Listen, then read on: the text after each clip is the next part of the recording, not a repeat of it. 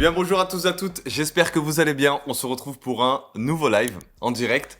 Je pense que vous savez très bien de quel sujet nous allons parler et en plus ça tombe bien parce que nous sommes le 11 septembre. Vous avez tous vu ma vidéo hier, j'ai vu que vous étiez vraiment nombreux à réagir sur cette magnifique petite vidéo et elle vous a plu. Vous avez demandé à avoir beaucoup plus que cette vidéo. C'est pour cela que j'ai l'honneur d'avoir Monsieur Bakawan. C'est un sociologue spécialiste de l'Irak, directeur de centre de recherche de l'Irak, centre français, c'est ça? Vous savez pourquoi ça me fait plaisir? Parce que quand j'ai tourné cette vidéo, en fait, moi, j'ai accès à des informations, mais c'est des informations qu'on peut trouver sur Internet. Ça veut dire que je suis pas légitime à pouvoir aller dans le détail, étant donné que j'ai pas étudié et je n'ai pas vécu. C'est-à-dire quoi? Vous n'avez pas étudié? Eh ben, j'ai pas étudié assez ce sujet pour pouvoir vraiment rentrer dans le détail et pour pouvoir dire en affirmant oui, c'est passé ça, oui, c'est passé ça. Mais vous étiez à l'université quand même. Oui, quand même, j'ai étudié quand même. Ah. Mais en ayant une personne comme vous, ça fait beaucoup plus plaisir de traiter ce type de sujet, étant donné que vous y connaissez énormément. Est-ce que vous pouvez préciser aux internautes qu'est-ce que c'est qu'un sociologue? C'est quoi votre métier en vrai? Comment vous définissez? Enfin, qui décide que vous êtes un sociologue ou pas? Est-ce que c'est vous-même? Est-ce qu'il faut faire des études? Combien d'années d'études? Expliquez-nous tout. Bah écoutez, pour répondre à cette question, ma fille qui avait 5 ans, elle s'appelle Anata, à l'école, on lui a posé la question, mais que fait ton père? Elle a dit, bah écoutez, mon père a ses camarades, sa maîtresse, etc.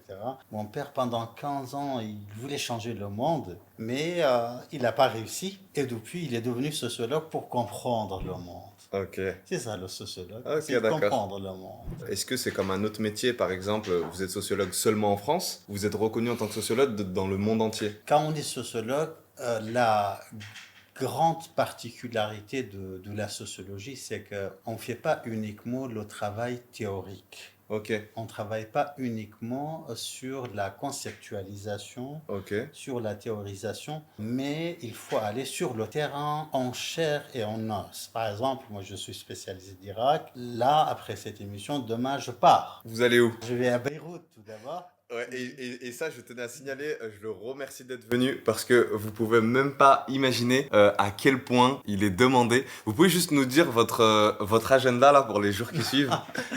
Bah écoutez, je vais à Beyrouth demain, j'y reste jusqu'à jeudi. Ok. Ensuite, je pars à Bagdad. J'ai plusieurs conférences, tables rondes jusqu'à dimanche. Et ensuite, je pars à Mossoul. Ok, Mossoul. Voilà, Mossoul, la capitale du Daesh, l'ancienne capitale Ouais. du Daesh, pour réaliser quelques activités et des travaux de recherche, notamment sur les conditions des femmes en Irak. Et ensuite, je pars à Erbil, la capitale du Kurdistan, pour une conférence et une table ronde. C'est pas incroyable, il nous a fait l'honneur de venir ce soir. Et moi j'ai une question, vu que vous avez dit que c'était la capitale de Daesh. Aujourd'hui quand vous y allez, c'est facile d'accès ou il y a toujours des endroits où on peut vraiment pas pénétrer là-bas? Bah, écoutez, il y a encore les cellules dormantes. Il y a encore, enfin, il n'y a pas un jour où on n'assiste pas à une opération de Daesh. Ah sérieux? Oui, Ah ça existe absolument. encore et tout ça? Absolument. Il n'y a pas au moins une opération de Daesh. Et quand on Prise dit- en otage, voiture piégée, bombe, attaque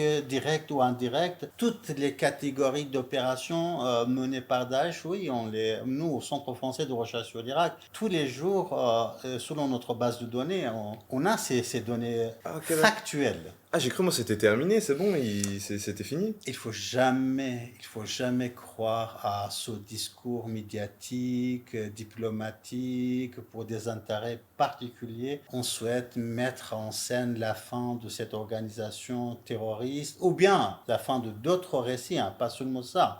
Lorsqu'on vous parle de la stabilité, de la sécurité, du développement économique, pour mettre à l'épreuve toutes ces descriptions, il faut aller sur le terrain. Et bien le terrain, c'est quoi? C'est que non, Daesh n'est pas fini. Au contraire, aujourd'hui, vous avez environ 15 000 combattants de Daesh entre la Syrie et l'Irak. 15 000? Numéro 1. Numéro 2, vous avez 30 000 combattants de Daesh en prison, 20 000 en Irak, 10 000 en Syrie. Et ensuite, dans les grands camps, vous avez au moins 60 000 sympathisants de Daesh. En Et ça, gros, c'est la réalité, hein. mais du coup, qu'est-ce qu'ils ont à gagner en disant, par exemple, Daesh, c'est fini, ça n'existe plus?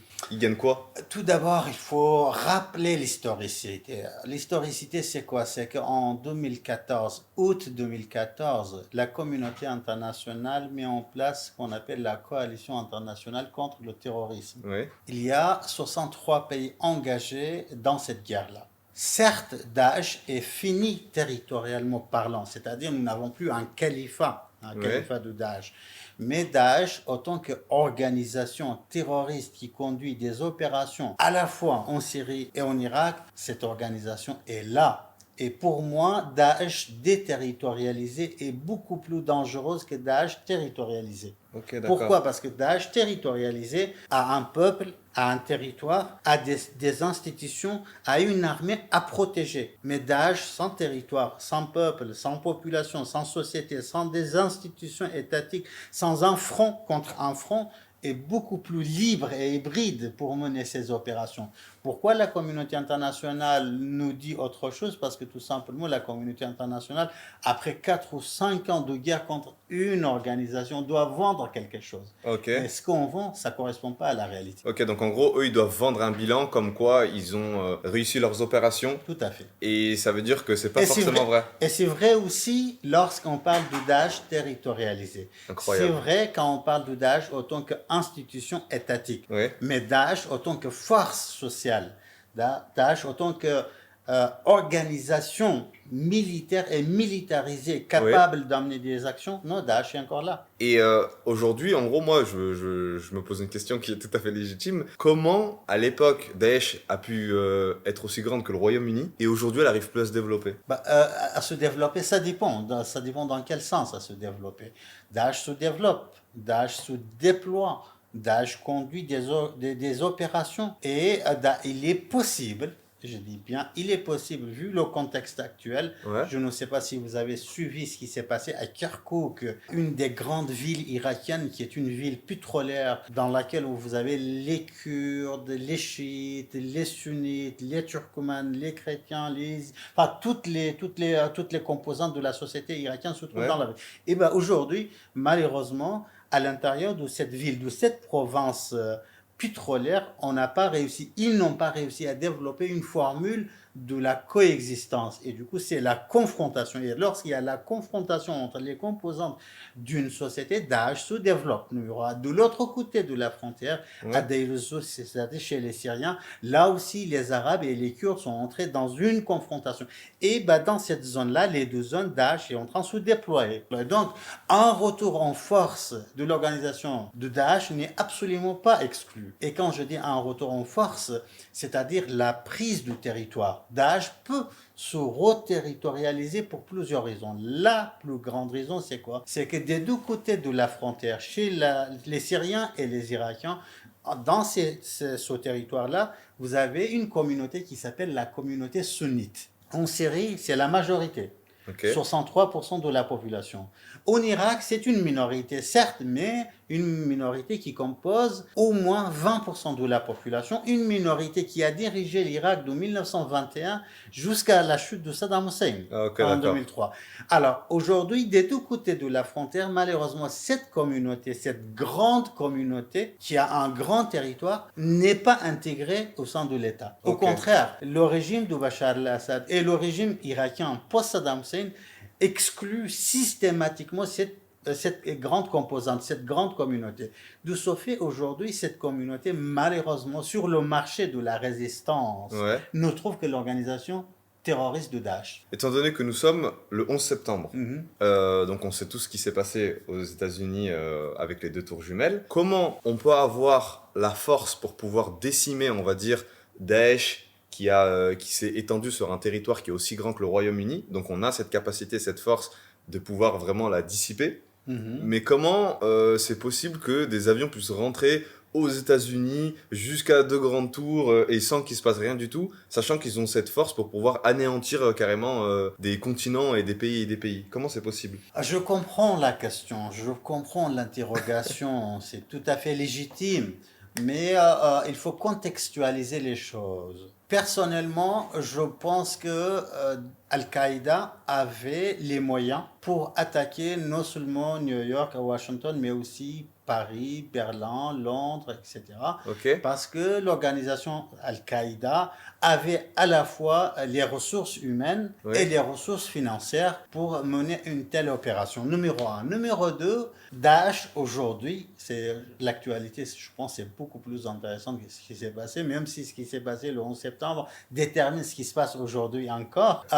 Daesh, selon la dernière estimation des Nations Unies, dispose 100 millions de dollars. À ce jour? À ce jour-là, Daesh aujourd'hui, dispose là, de 100 millions de dollars? pendant que je suis en train de vous Ok. parler là, Daesh, entre la Syrie et l'Irak, dispose 100 millions de dollars disponibles immédiatement. Mais il Alors, sort d'où? c'est pourquoi, bah, bien évidemment, Daesh avait beaucoup plus que ça lorsqu'il était au pouvoir à Mossoul et à Raqqa.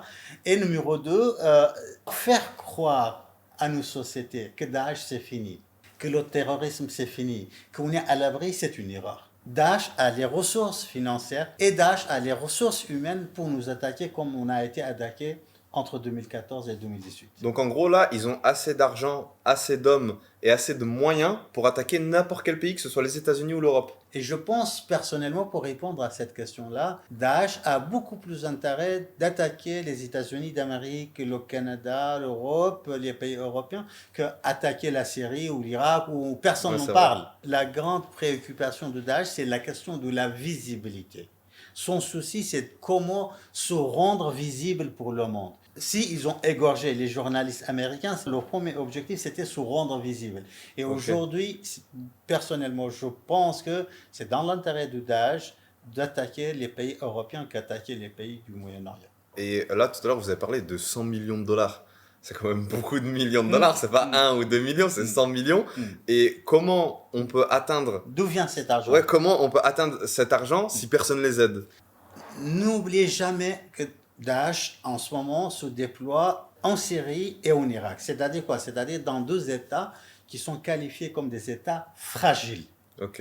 Et quand en sciences politiques ou la sociologie politique, on parle des États fragiles, c'est-à-dire on parle des États qui n'ont plus le monopole de la violence, qui n'ont plus le monopole sur l'économie, qui n'ont plus le monopole sur les frontières, qui n'ont plus tout simplement, qui ne sont pas en situation d'être indépendants pour gérer le pays. Ouais, je vois. Alors lorsque l'État devient fragile, dans cet espace-là, il y a des acteurs non étatiques qui apparaissent sur les scènes et qui vont disputer l'État pour le monopole de l'économie, de la souveraineté, des frontières, du militaire, de la sécurité, de la stabilité. Alors dans ce domaine-là, dans cette situation-là, État fragile en Syrie, État fragile en Irak, Daesh a pu malheureusement avoir accès à des millions et des millions de dollars. Et lorsqu'on dit, bien évidemment, lorsque le rapport bien détaillé, bien déterminé des Nations Unies nous parle de 100 millions de dollars, c'est 100 millions de dollars disponibles immédiatement. Mais Daesh a beaucoup plus de projets économiques Ah, ok, indirects. d'accord, ok. En fait, ils ont la capacité de sortir 100 millions, mais ils ont beaucoup plus. Et on n'oublie pas, lorsque Daesh a occupé les deux grandes villes, Raqqa en Syrie et Mossoul, notamment Mossoul en Irak, c'est la plus grande ville sunnite en Irak, quand même, Mossoul. Hein. Il a eu accès directement à la réserve, à la banque centrale à Mossoul. Ok. D'accord, la branche de Mossoul. Ah, ok, Et d'accord. là, à Mossoul, Daesh a pu récupérer des milliards et des milliards. Et officiellement, il y a pas mal de pays qui se sont liés pour pouvoir, on va dire, détruire Daesh. Mais officieusement, si c'est autant développé, est-ce qu'ils ont reçu des aides extérieures pour se développer financièrement, militairement ou autre? Et bien évidemment, sans l'appui et le soutien de certains pays, du système régional, du système moyen-oriental, Daesh ne serait jamais dans ces rapports de force. Il y a eu certains pays qui ont financé, économiquement parlant, Daesh, mais pas seulement, mais aussi militairement, diplomatiquement. J'ai remarqué que, enfin par rapport à l'époque où il y avait l'Empire ottoman et tout ça, qu'aujourd'hui on essayait vraiment de délier les pays arabes comme si on voulait pas qu'ils s'unissent tous, parce qu'au final on aurait peut-être un peu peur que si tous ces pays arabes s'unissaient, ce serait une trop grosse force qu'on pourrait pas contrôler, étant donné qu'ils auraient la main sur tous les puits de pétrole, sur toutes les ressources, sur tous les minerais ou autres. Et j'aimerais bien savoir si vous avez la réponse à cette question-là. Est-ce que les pays occidentaux ou l'Amérique ou autres auraient tout intérêt à que les Arabes ne s'unissent pas, justement? Le nationalisme arabe a perdu la guerre de l'indépendance. Lorsqu'on sort de l'Empire ottoman, vous avez le nationalisme perse, Ouais, vous avez le nationalisme turc, vous avez le nationalisme arabe et vous avez le nationalisme kurde. ok, Chaque nationalisme voulait un État souverain indépendant. ok, Un État pour la nation, un État sur le territoire national et un État pour chaque membre de cette nation. Les Turcs ont parfaitement réussi à fonder leur État, leur République turque. Les Iraniens ont parfaitement réussi à mettre en place leur État national, ok, l'Iran. Par contre, les perdants du sortie de l'Empire, ce sont les Kurdes et les Arabes. ok, Les Arabes n'ont jamais réussi à mettre en place un État arabe. Vous n'avez pas un État arabe. Vous avez l'État marocain, algérien, tunisien, irakien, égyptien, saoudien, mais vous n'avez pas un État pour la nation arabe. La nation ouais, c'est arabe vrai. n'a pas un État. Vous n'avez pas une citoyenneté arabe. Hein. Vous avez un citoyen qatari, saoudien. Par exemple, aujourd'hui, vous pouvez parler sans aucun problème du nationalisme qatari, Ouais, du nationalisme saoudien, du nationalisme égyptien.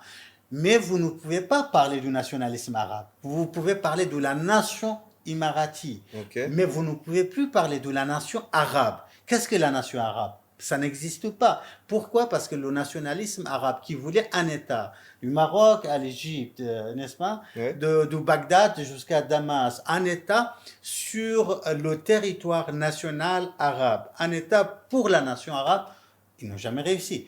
Pareil pour les Kurdes qui avaient et qui ont ouais, encore un territoire partagé entre l'Iran, la Turquie, la Syrie et l'Irak. Leur lutte nationale était fonder un État en sortant de l'Empire ottoman, fonder un État kurde sur le territoire national kurde pour les Kurdes et sur la totalité du territoire du Kurdistan.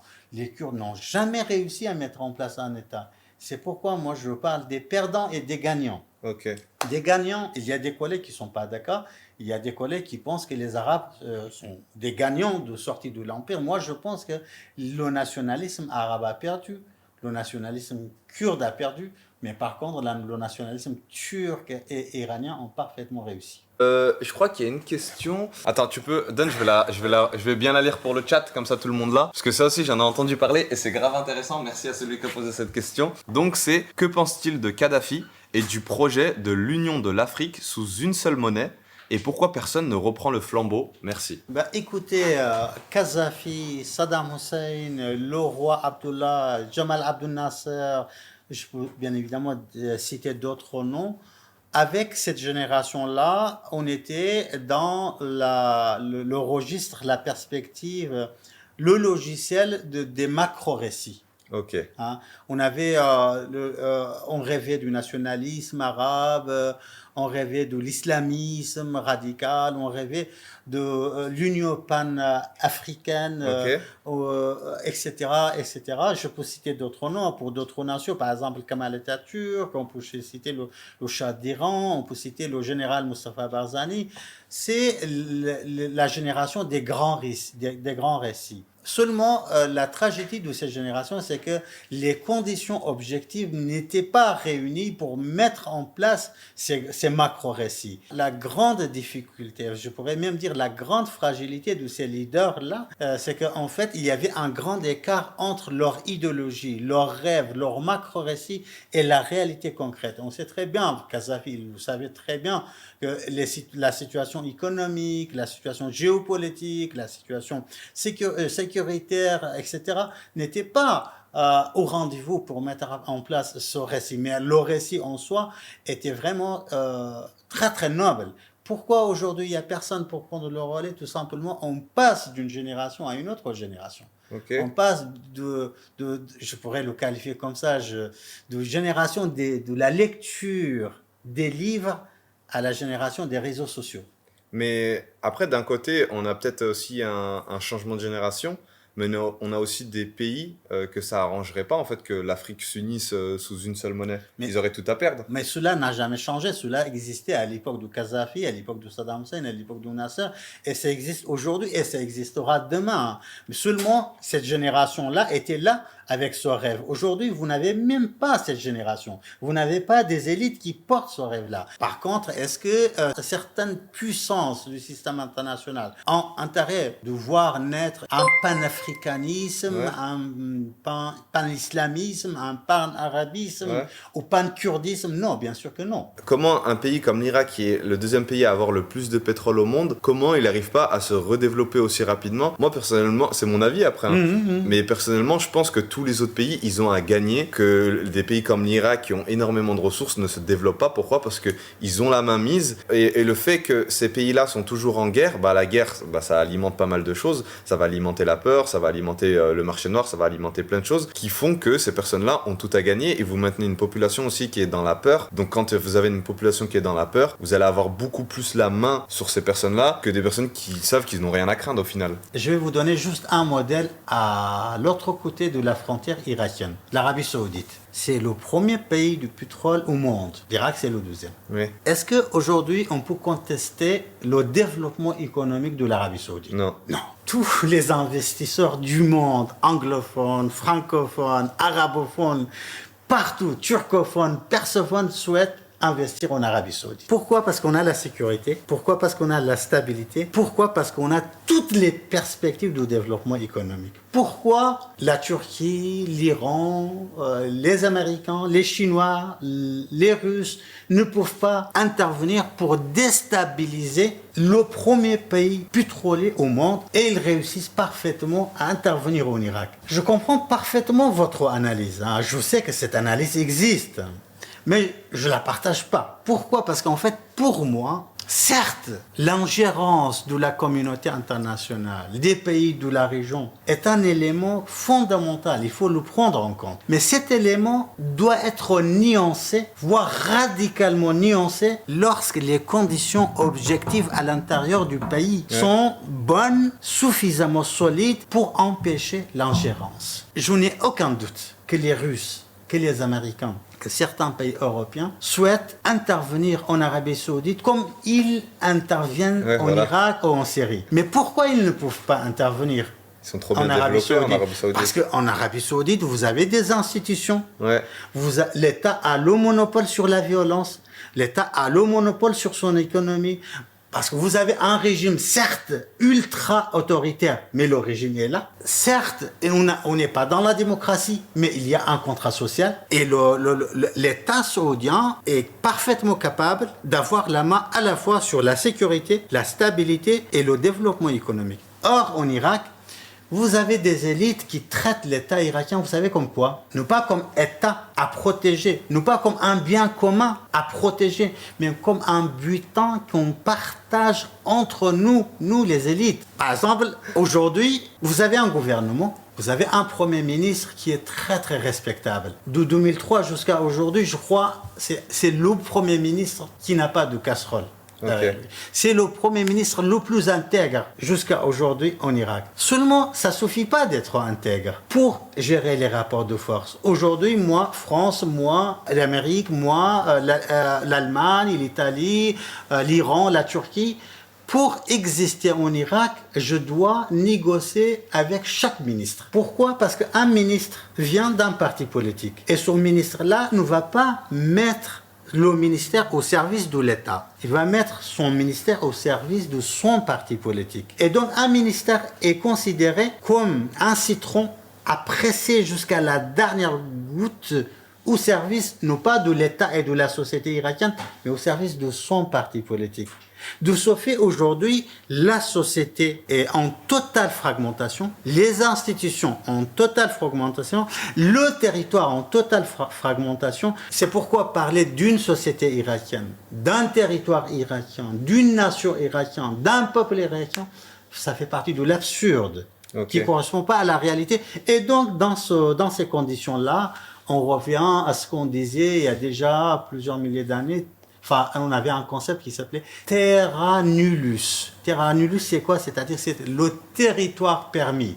Autrement dit, le terra nullus, à l'époque, on appelait un territoire qui n'avait pas un souverain, un propriétaire. L'Irak ressemble aujourd'hui à ce terra nullus, c'est-à-dire vous avez un territoire, mais vous n'avez pas un souverain. Vous n'avez pas un peuple, vous n'avez pas une nation, vous n'avez pas des frontières, vous n'avez pas des institutions. C'est pourquoi les Iraniens, les Turcs, les Saoudiens, les Américains, les Européens, tout le monde entre et tout le monde sort sans aucun problème. On fait la dernière question. Que pense-t-il de l'ajout des nouveaux pays dans les BRICS et donc de leurs impacts pour le futur? On a énormément parlé de cette nouvelle plateforme qui a pour objectif, on pense qu'il a pour objectif de concurrencer d'autres plateformes, d'autres regroupements, mais on est très très très très loin de penser que cette nouvelle plateforme va peser sur les rapports de force pour passer d'une force dominante à une force dominante. Qu'est-ce qui va passer dans le futur? On ne sait pas. Mais par contre, la seule chose on sait, c'est que les Américains ont perdu la main sur la gestion de la communauté internationale unilatéralement. Ouais. On passe de cette unilatéralité américaine à plusieurs axes qui se développent un peu partout en Asie, au Moyen-Orient. Je vous donne même l'exemple de l'Arabie Saoudite. Pendant un siècle, il y avait un traité stratégique entre Riyad et Washington. Riyad ne bougeait pas, ne faisait rien du tout sans passer par le filtre américain. Aucune alliance, aucun traité stratégique, aucune décision fondamentale, il fallait toujours passer par Washington. Aujourd'hui, l'Arabie Saoudite de Mohammed Ben Salman, MBS, traite à la fois et au même niveau avec les Américains, les Russes, les Américains, les Iraniens, les Turcs et d'autres forces. Ils sont plus en position de faiblesse. Ils se sont totalement libérés par cette unilatéralité américaine. Donc les Américains ont parfaitement saisi cela. Est-ce que BRICS va devenir un axe parmi les axes qui s'imposent à l'échelle internationale? À suivre. Merci à vous, Monsieur Bakawan, d'être venu. Malgré que vous soyez vraiment overbooké, ça m'a fait énormément plaisir. En plus, nous, on n'a vraiment pas l'habitude parce que c'est sur une plateforme de divertissement qu'on est. Et du coup, de pouvoir ramener des personnes comme vous et de discuter sur des sujets aussi sensibles et que vous répondez aussi bien, en fait, ça fait énormément plaisir parce que nous, on est des jeunes. Et vu qu'on est des jeunes, ça va très vite dans nos têtes et on est souvent amené à être du côté du complot et tout ça que sur des vrais faits réels. Et du coup, je vous remercie. Quand vous voulez, vous pourrez revenir. Et en tout cas, je vous souhaite bonne continuation. Et voilà, si vous avez quelque chose à dire au chat avant de partir, c'est avec grand plaisir. C'était un grand plaisir. C'est ma première expérience dans ce domaine-là. Mais ça m'a fait vraiment plaisir. Merci à vous, Monsieur Bakawan. Je vais vous raccompagner. Merci. J'arrive le chat. Au revoir tout le monde. J'arrive les gars.